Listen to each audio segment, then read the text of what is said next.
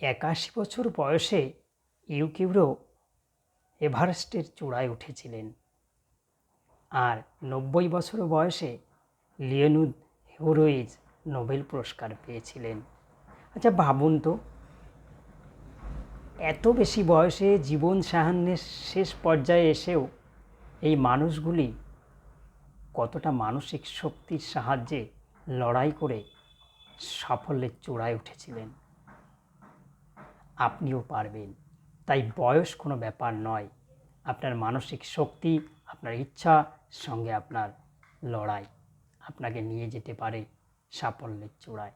তাই জীবনটাকে নতুন করে শুরু করার জন্য বয়স কোনো বিষয় নয়।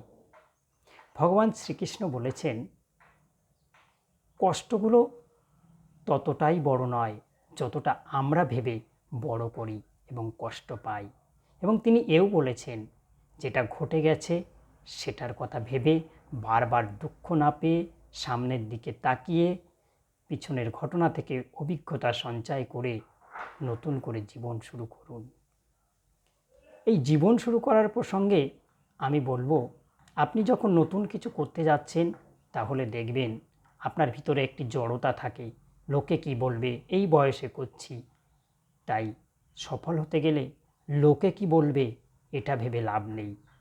ভগবান শ্রীকৃষ্ণ গীতাতে বলেছেন, লোক কি ভাববে, সংসার কি ভাববে, সংসারের মানুষ কি বলবে, সেটা ভেবে লাভ নেই। কারণ মানুষ তো, এই সংসার তো ভগবানকেও কাঠগড়ায় দাঁড় করায়।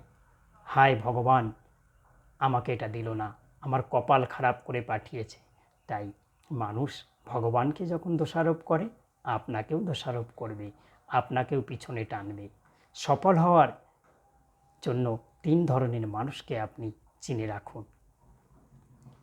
এক প্রকারের মানুষ আছে, আপনাকে ভয় পায় যে আপনি সফল হবেন, তারা চান না আপনি সফল হন, কারণ তারা নিজেরাও কোনো দিন সফল হতে চায় না। তাই তারা আপনাকে পিছনে টানবে, আপনার কাজকে সমালোচনা করবে। আরেক ধরনের মানুষ আছে, প্রকৃতই তারা চান আপনি সফল হন, তাই তারা আপনার সত্যিকারের ভুলগুলোর সমালোচনা করবে, যার ফলে আপনি বুঝতে পারবেন ওই ভুলগুলো কী। আর দুজন ব্যক্তি আছেন, তারা চান প্রকৃতই আপনি সফল হন এবং অন্তর থেকে চান, তাদের সেই চাওয়ার ভিতরে কোনো খাদ নেই। তারা হলেন আপনার পিতামাতা। পিতামাতা তার সন্তান সফল হোক, এটা সর্বদা কায় মনোবাক্যে প্রার্থনা করেন। এই কারণে পিতামাতা তার সন্তানের কাজগুলোকে সব সময় চোখে চোখে রাখে এবং একটু ত্রুটি বিচ্যুতি হলেই তাকে সেটা সংশোধন করার জন্য বিভিন্নভাবে চাপ দেয়, তিরস্কার পর্যন্ত করে। তাই আপনি যদি সফল হতে চান তাহলে এই 3 ধরনের মানুষকে চিনতে শিখুন এবং এনাদেরকে চিনে এনাদের প্রতি সেই রকম প্রতিক্রিয়া করুন।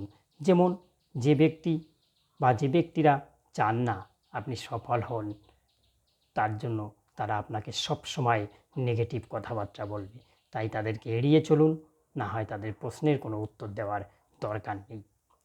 আর যে সকল বন্ধুবান্ধব আপনার শুধু ভুল ত্রুটিগুলোই তুলে ধরবে এবং সংশোধন করতে বলবে, তাদের বিষয়গুলি, তাদের সেই সাজেশানগুলির দিকে লক্ষ্য রাখুন এবং সেগুলো সংশোধনের চেষ্টা করুন। আর মা বাবার প্রশ্নের উপর কোনো প্রশ্ন তোলা উচিত নয়।